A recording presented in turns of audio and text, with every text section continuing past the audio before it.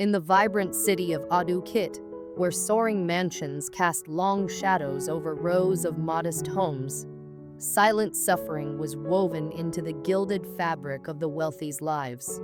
Behind their grand facades lay quiet cries of despair, unheard by most, except for those caught within them. This was the world Femi found herself in, although on the outside looking in. A young woman of humble means, she spent her days working as a cleaner at the upscale Golden Spoon restaurant, a popular spot where Adukit's elite wined and dined. Her daily routine consisted of mopping floors, scrubbing tables, and clearing dishes, yet most patrons barely registered her presence. She was merely part of the background, a shadow in their world of light. Yet, despite her lowly position, Femi possessed a quiet dignity that set her apart. Her parents, who'd lived simply yet honestly, had taught her the importance of self-respect. Her father, a primary school teacher, was known in the neighborhood for his integrity, and her mother, who sold vegetables at the local market, was a woman of kindness and resilience. Together, they'd raised Femi to hold her head high, regardless of her station. Even if society overlooked her, she would not overlook herself. Between shifts at Golden Spoon, Femi would often steal moments for herself. She kept a small, well-worn notebook tucked in her apron pocket, a treasure trove of her thoughts and dreams. Poetry filled its pages, each line capturing the beauty and struggle she observed around her. The notebook held her aspirations, small dreams that helped her endure the long hours of labor. To anyone else, her life may have seemed small, but to Femi, her spirit was boundless. She dreamt not of riches, but of finding meaning, of touching others with the words she had no platform to share. One fateful evening, Femi's life took an unexpected turn. As she was wiping down tables near the back of the restaurant, she noticed a man struggling to retrieve a pen he'd accidentally dropped. The man, dressed in an elegant suit, exuded an air of importance. Femi instantly recognized him. He was Adu, a regional director at one of Adukit's largest banks and a regular at Golden Spoon. Without hesitating, she bent down, picked up the pen, and returned it with a polite nod. He looked up, and their eyes met briefly. In that moment, Adu felt a strange spark of intrigue. There was a quiet elegance in the way Femi carried herself, an authenticity that was rare in his world of opulence. Despite the clear social divide, Adu found himself drawn to her. He began stopping by the Golden Spoon more frequently, striking up brief conversations, and even lingering longer than necessary. Femi, initially shy and reserved, began to enjoy his presence and their simple exchanges, which brought a warmth to her otherwise repetitive days. Ado's friends noticed his interest and offered countless warnings about marrying beneath his class, a concept that held great weight in Adukit.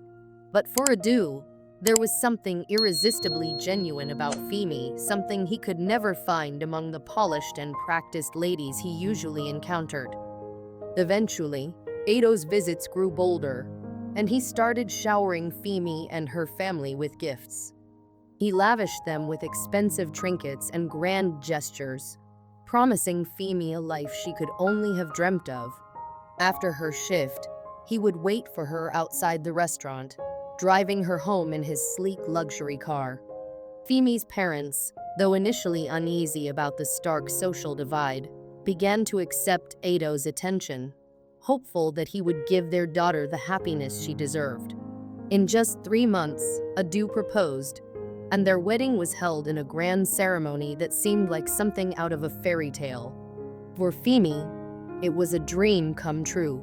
She wore a beautiful gown, and her heart swelled with joy, believing her love story had finally taken root in reality.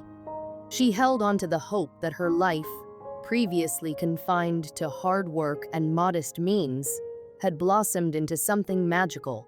However, reality struck soon after the ceremony. Barely 3 months into their marriage, Ado's charm and affection began to unravel, revealing a colder, harsher man beneath. One evening, Femi was sitting with her mother in the living room, watching a local drama on television, laughing softly together as they shared a simple moment of joy. But Ado's arrival home shattered the peace. His face twisted with disgust as he took in the scene. "What is this?" he demanded, his tone brimming with disdain. "You've turned my house into a servant's quarters." He sneered at both women, his gaze flickering between them with contempt.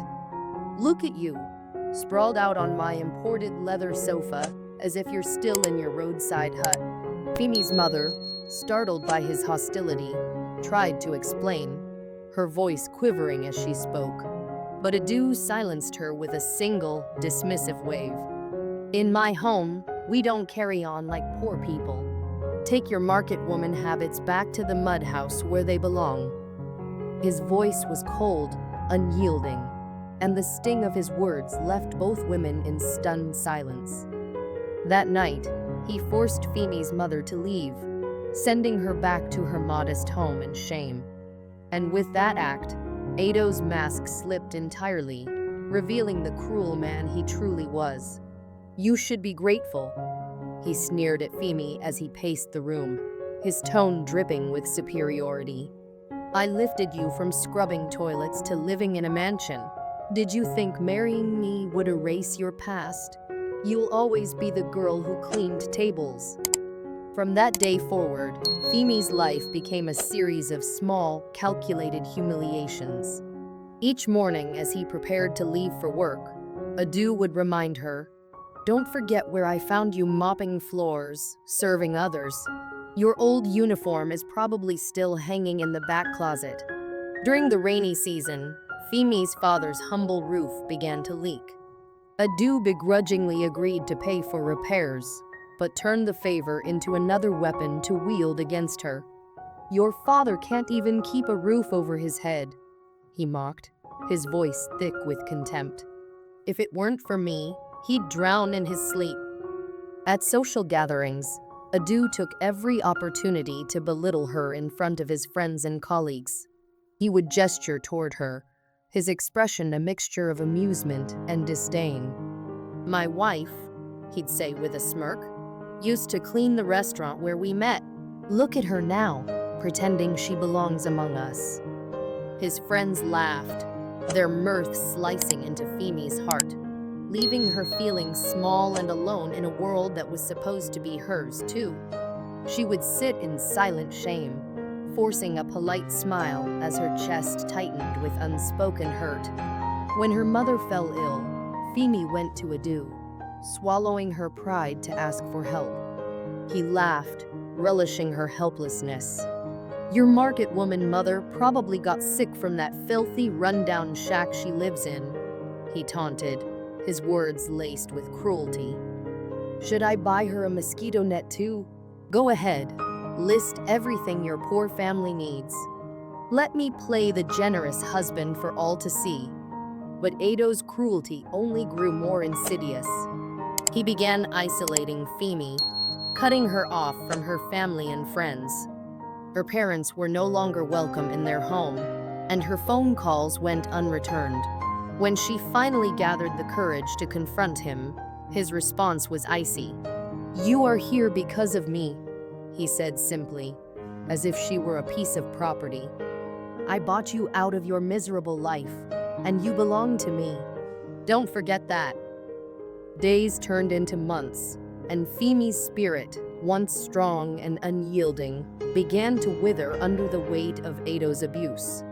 Her notebook, once filled with poetry and dreams, now lay abandoned in a drawer, its pages gathering dust. Femi had become a stranger to herself, her sense of self-worth stripped away by the man she once believed was her salvation.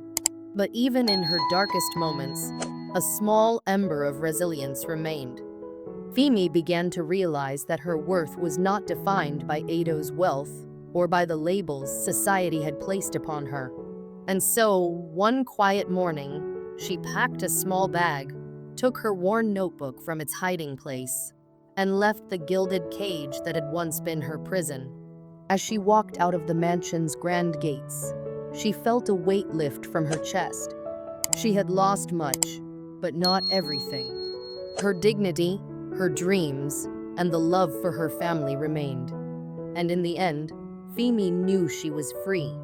Femi's poetry was her last sanctuary, a place where she could escape the harshness of her marriage and find a piece of herself in each line she wrote. Adu, her husband, had taken almost everything from her: her confidence, her pride, even her family. Her poems were the one thing he hadn't destroyed until one afternoon, when he found her notebook hidden under their bed. Curiosity twisted his face into a scowl as he flipped through the pages, pausing occasionally to laugh at her most heartfelt lines. He began reading her words aloud, mocking her attempts to express herself. A cleaner's daughter pretending to be a writer? He sneered, his eyes narrowing with disdain. Who would ever want to read the musings of a cleaner's daughter? Your father couldn't even afford to send you to university, and now you think you're some kind of poet? Stunned and humiliated, Femi reached for her notebook, but Adu slapped her hard, the sting of his hand searing her cheek. His voice was filled with contempt. This is what happens when people like you forget where they belong. Every time she tried to defend herself or her family, it seemed to fuel Ado's cruelty. He would remind her, over and over, of the favor he had done by marrying her. Without me, you'd still be in that ridiculous cleaner's uniform, smelling of bleach and leftover food. I made you someone. Don't ever forget that. Femi's mind drifted back to her father, a humble schoolteacher who had raised her with simple values. He'd taught her that dignity didn't come from wealth, but from kindness, perseverance, and respect for others. Her mother, a street vendor, had taught her resilience by example, working in the hot sun day after day to provide for their family. They hadn't had much, but they had each other. For all their hardship, they'd never once made her feel less than. Adu, however, twisted everything good in her life into something shameful. Her family's sacrifices were nothing more than proof of their inferiority in his eyes. And, try as she might, Femi couldn't shake his words. The breaking point came during a dinner party Adu had arranged for his colleagues. Femi, though humiliated, was expected to play the perfect hostess. She moved around the table, arranging the plates and glasses with care, a habit she'd learned during her time at the Golden Spoon restaurant, where she had once worked. Seeing this, Adu seized the opportunity to humiliate her in front of his guests. "Look how natural she is at this," he announced with a smirk. "You can take the girl out of the restaurant, but you can't take the restaurant out of the girl." Femi's face burned with shame as the guests chuckled uncomfortably, sensing the disdain in his words. She managed to hold back her tears, but that night, something broke within her. When she was finally alone, she locked herself in the bathroom, staring at her reflection as her father's words echoed in her mind. "Money can fill your pockets, but it can't fill your soul." She knew then that something had to change. She could no longer allow Adu to control her life and tarnish her spirit. When Adu returned later that night, fuming over what he considered her embarrassing behavior at the party, he raised his hand to strike her again. But this time, Femi caught his wrist, meeting his gaze with a newfound strength. "My father may be poor," she said quietly, her voice steady, but he never needed to raise his hand to prove his worth. Ado's face twisted in fury, and he grabbed a knife from the table, raising it menacingly. But Femi's years of hard work had taught her resilience. She dodged his attempt, rushing into the bathroom and locking the door as he pounded on it, screaming threats. From behind the door, she could hear him shouting venomous words. "Your father still rides that rusty motorcycle to work. Your mother still sells vegetables in the sun. Without me, you're nothing." The noise caught the attention of a neighbor, Olian, who had just moved into the apartment nearby. Hearing the commotion, he rushed over with a security guard. Together, they broke down the door and found Femi trembling behind the locked bathroom door, while Adu, knife in hand, looked like a man possessed. Olian's voice was calm but firm as he faced Adu. "This is how you treat the woman you vowed to protect?" he asked, disgusted.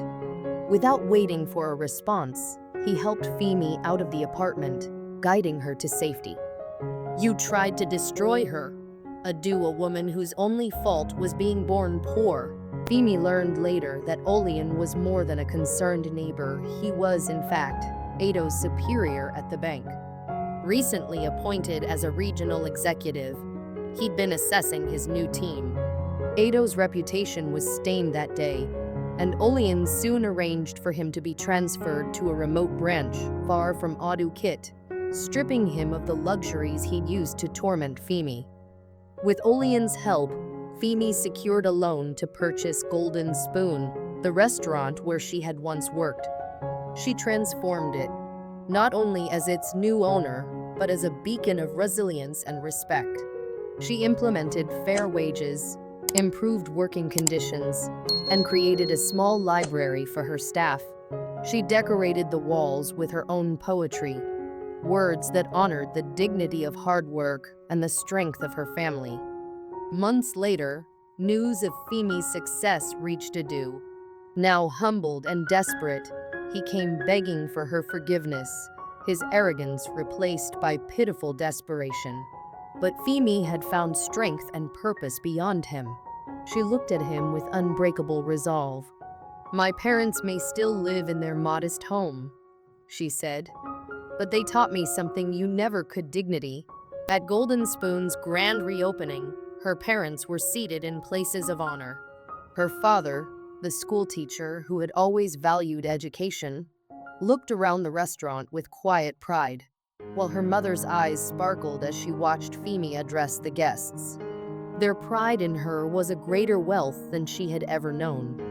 Inside the restaurant, her poetry adorned the walls, celebrating her parents' sacrifices and the beauty of a life built on integrity. One poem read, "They called my father poor, yet he taught me to be rich in spirit. They mocked my mother's stall, yet she showed me how to stand tall." Femi's journey had come full circle, and with Olian by her side, she found love again, a love based on respect and equality. Together, they expanded Golden Spoon into a chain, with each new location offering education programs for its staff, honoring Femi's story and the journey that had led her here. As for Adu, he now eats at roadside stalls, far removed from the luxury he once held dear. Life had stripped away everything he had used to belittle others, leaving him with a taste of his own humility. This story stands as a testament to the strength found in self-respect, resilience, and self-worth. True wealth isn't measured by one's bank account, but by the dignity within, the respect for oneself and others, and the ability to rise above circumstances.